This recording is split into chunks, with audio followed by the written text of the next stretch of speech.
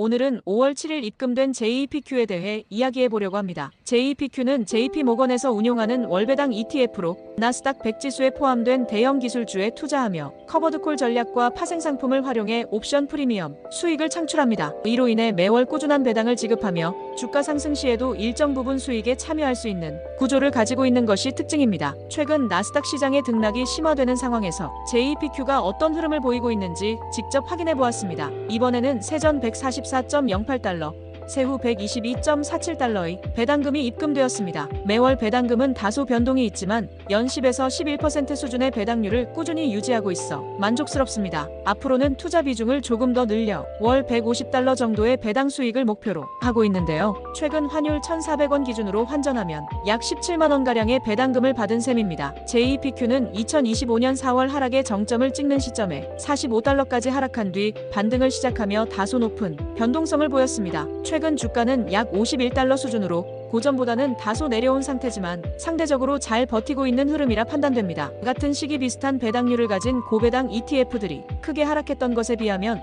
JEPQ는 낙폭이 작고 회복도 점진적이긴 하지만 나스닥의 높은 변동성에 따라 제한적인 움직임을 보여주었습니다. 기존에도 주가는 50에서 57달러 구간에서 박스권을 형성하는 모습을 보여왔으며 이번 조정에서도 그 흐름을 비교적 잘 지켜주었다고 볼 수 있습니다. 배당을 제외한 순수 주가 움직임을 같은 나스닥 지수를 추종하는 QQQ, QYLD와 비교해보면 차이가 확연하게 드러납니다. QQQ 역시 4월 하락장에서 큰 조정을 받았지만 이후 빠르게 회복하며 1년 전 대비 약 9% 상승했습니다. 반면 QYLD는 같은 기간 마이너스 6.9% 하락, JEPQ는 마이너스 3.6% 하락으로 커버드콜 전략을 사용하는 고배당 ETF의 한계를 보여준 결과였습니다. JEPQ나 QYLD처럼 지수 자체는 어느 정도 추종하려고 하지만 변동성이 큰 시장 환경에서는 수익률 격차가 벌어질 수밖에 없는 구조임을 다시 한번 확인할 수 있었습니다. 배당을 포함한 총 수익률을 비교해보면 QQQ는 약 10.2%의 수익률을 기록했습니다. 반면 QYLD는 약 12%의 고배당을 지급했음에도 주가 하락으로 인해 총 수익률은 5.5%에 그쳤습니다. JEPQ는 10% 정도의 월배당을 지급하여 7.4%의 수익률을 기록하며 나스닥의 상승세를 어느 정도 따라가긴 하지만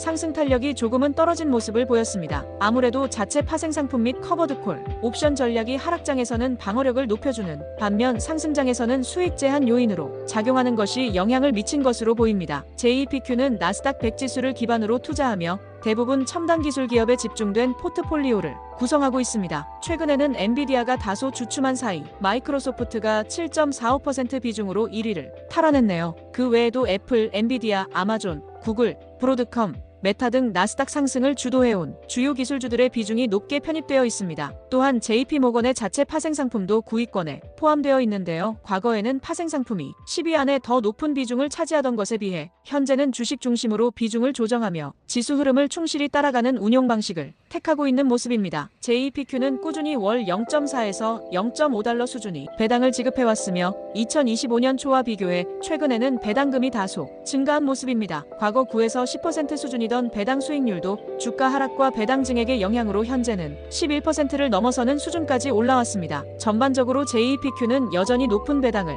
안정적으로 유지하고 있으며 주가와 배당 양면에서 모두 일정 수준 이상의 성과를 보여주는 ETF로 평가할 수 있습니다. JEPQ는 고배당 ETF 중에서도 꾸준히 1순위로 추천되는 종목으로 최근 들어 인기도 더 높아진 모습입니다. 특히 하락장에서는 낙폭을 제한하고 회복장에서는 완전히 따라가진 못해도 일정 부분 상승을 반영하면서 주가 차익과 배당 수익을 동시에 추구하는 만능 ETF의 모습을 유지해오고 있습니다. 이번처럼 시장 변동성이 큰 환경 속에서도 JEPQ는 흔들림 없이 버티는 흐름을 보여주었고 11%를 넘는 높은 배당 수익률을 계속 유지하고 있다는 점에서 다시 한번 주목할 만합니다. 이제는 하락장과 상승장을 모두 고려한 안정적인 수익 추구형 ETF로서의 입지를 확고히 다졌다고 볼 수 있겠습니다. 물론 투자자마다 성향은 다르겠지만 저처럼 안정적인 현금 흐름을 원하는 투자자에게는 JEPQ가 충분히 1순위로 꼽힐 수 있는 매력적인 선택지라고 생각합니다. 유튜브에서는 블로그 발버둥 연구소의 글을 요약해서 전달해드리고 있습니다. 자세한 내용은 블로그를 참조해주시기 바라며